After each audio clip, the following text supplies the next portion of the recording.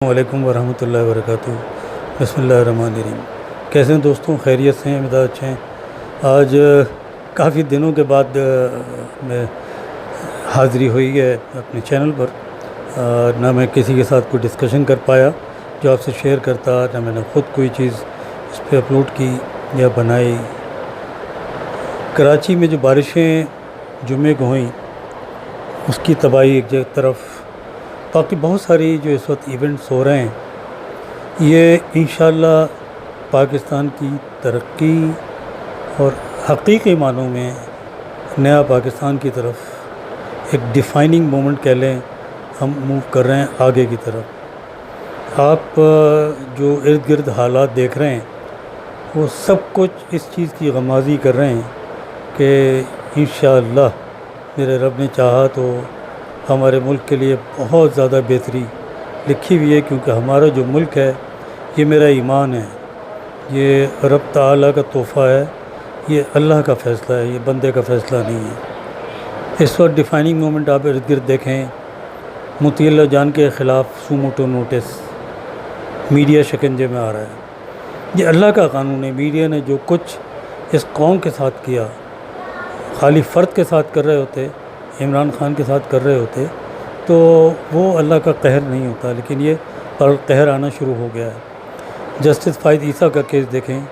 کتنے لوگ اس میں ایکسپوز ہو رہے ہیں۔ آپ یہ جتنی مافیاز ہیں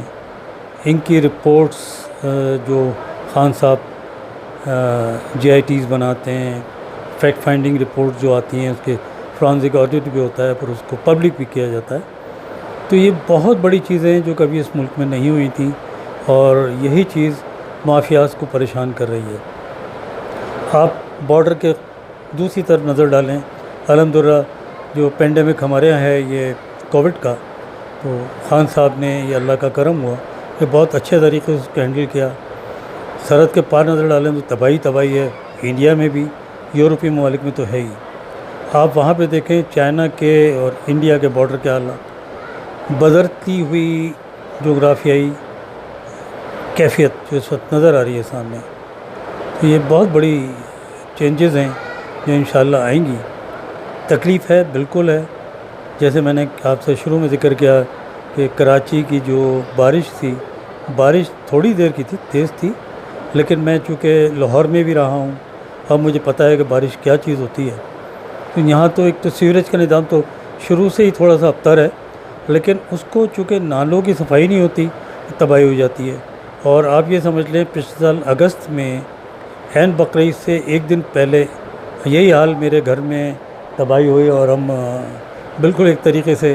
منی مہاجر بن گئے تھے، سامان سمیت جو پکڑ سکے نکل گئے تھے گھر سے، کیونکہ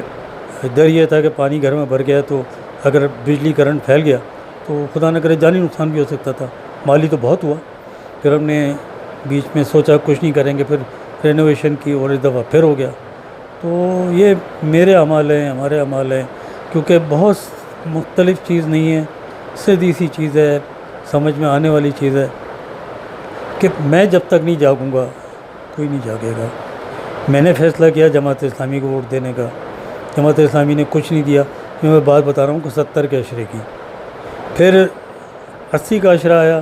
میں نے فیصلہ کیا ووٹ دینے کا الطاف حسین کو، کچھ نہیں ملا۔ پھر میں نے سوچا میں ووٹ دے دوں کسی اور کو، اس سے بھی کچھ نہیں ملا، لیکن اس لیے نہیں ملا کہ وہ نہیں کرنا چاہتے، بالکل خان صاحب چاہتے ہیں، خان صاحب کے ساتھی بھی چاہتے ہوں گے، لیکن جو میرے اعمال ہیں، جب میرے اپنے محلے کی مجھے فکر نہیں ہوتی، میں جگہ جگہ لاقانونیت کرتا ہوں، کوڑا پھینکتا ہوں، میں ٹریفک وائلیٹ کرتا ہوں، تو میں کیسے ایکسپیکٹ کروں گا کہ میرے ساتھ اچھا ہوگا؟ کبھی نہیں ہوگا۔ اس وقت جو کیفیت ملک کی چل رہی ہے اس کی طرف میں تھوڑا سا آنا چاہوں گا۔ یوٹیوبرس کے پاس تو بہت سارے ٹاپک ہوتے ہیں، میں یوٹیوب پہ ضرور اویلیبل ہوں ایز اے چینل، لیکن نہ میں جرنلسٹ ہوں، نہ میں اینالسٹ ہوں، اور نہ میں کوئی پراپر ایسی سیلیبریٹی ہوں کہ جو میرے کہے کا وزن ہو، لیکن میں جو بات آپ لوگوں سے شیئر کرتا ہوں میرے دل کی ہوتی ہے۔ ڈیفائننگ مومنٹس میں نے یہ کہا کہ انشاءاللہ میرے رب نے چاہے جسٹس فائد عیسیٰ کا کیس اور اس کے بعد مزید جو ایکسپوز ہونے لگے لوگ، انشاءاللہ آپ دیکھیں گے، یہ اللہ تعالیٰ کراتا ہے فیصلے، یہ اللہ تعالیٰ ہی لوگوں کے دل میں ڈالتا ہے اور مجھے قوی امید ہے ہمارا عدالتی نظام بوگس ہے ہی نہیں، لیکن عدالتی شخصیات ضرور کچھ بوگس ہیں، لیکن مجھے جسٹس گلزار سے، چیف جسٹس صاحب سے، سپریم کورٹ کے جو ہیں، مجھے آرمی چیف سے، مجھے عمران خان سے بہت سی امیدیں وابستہ ہیں، اور وہی امیدیں ہیں جو یہ آگے چل کے اب حقیقت کا روپ دھار رہی ہیں، اب بہت جلدی یہ دھار لیں گی حقیقت کا روپ۔ آپ خان صاحب کی پالیسیز کو دیکھیں، انہوں نے کس کس کو نہیں ایکسپوز کرا، ہر ایک کو اپنا دشمن بنا لیا، میڈیا سے لے کے چینی والوں تک ان کے دوست بھی دشمن بن گئے، پھر آٹا مافیا، پھر پیٹرول مافیا، اور آٹے کو دیکھیں پھر سندھ گورنمنٹ نے اس دفعہ پرچیزنگ نہیں کی، اور ابھی مرتضیٰ وہاں بیٹھے ہوئے تھے ٹیلی ویژن پہ، میں آج دن میں ان کے دیکھ رہا تھا پریس کانفرنس، کسی جگہ ڈیلر کے پاس بیٹھا ہوا تھا، تو یہی کہہ رہے تھے کہ جی آٹے کا بحران آنے والا ہے، تو بدبختوں آٹے کا بحران تو تم پیدا کرتے ہو، تم نے پرچیزنگ نہیں کی، تمہارے گوداموں سے لاکھوں کی تعداد میں بوریاں چوری ہوتی ہیں، وہ الٹی سیدھے داموں پہ بیچی جاتی ہیں، وہ اسمگل کی جاتی ہیں دوسرے صوبوں میں، وہ اسمگل کی جاتی ہیں لانچوں سے بھی، تو یہ کیسے صحیح ہوگا؟ کبھی بھی نہیں ہوگا، لیکن انشاءاللہ میرے رب نے چاہا وہ وقت بہت قریب ہے کہ جب ہم سکھ کا سانس لیں گے، کیونکہ ظلم کی دیکھیں، میرے نبی پاک صلی اللہ علیہ وسلم نے فرمایا، حدیث مبارک ہے کہ کفر کی حکومت چل سکتی ہے، ظلم کی نہیں چل سکتی۔ تو یہ جو سندھ میں اس وقت حکومت ہے، یہ کفر کی تو نہیں ہے لیکن ظلم کی بہت زیادہ ہے۔ کس کے ساتھ انہوں نے ظلم نہیں کیا؟ ان کے قصے آپ سن لیں، 45 مکان جو بلا ولا اس کے باہر قبضہ کر کے بیٹھے ہوئے ہیں، ان کو عزیر بلوچ کے ذریعے اونے پونے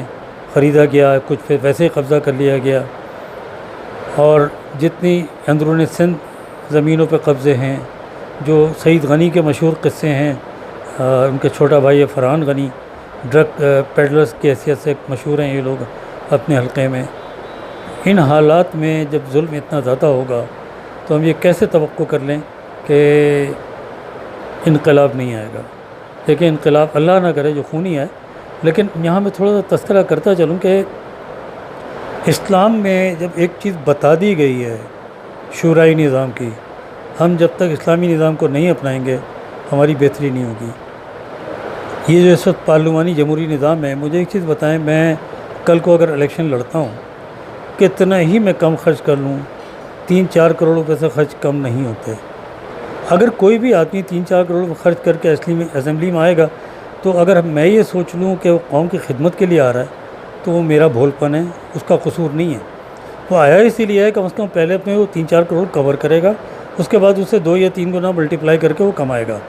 اور جس طرح وہ کما رہا ہوگا، جس پارٹی سے وہ ہوگا، وہ پارٹی اپنا حصہ مانگے گی۔ میں پی ٹی آئی کے علاوہ 2 پارٹیوں کی بات کر رہا ہوں۔ پی ٹی آئی میں بھی جو لوگ آئے ہیں منتخب ہو کے،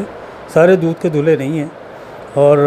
یہ عمران کے بعد بھی کوئی آپشن نہیں تھی کہ وہ ہر ایک کو ساتھ رکھتا، اس کے بغیر گورنمنٹ میں وہ آ نہیں سکتا تھا، اور گورنمنٹ میں آئے بغیر وہ یہ کر نہیں سکتا تھا۔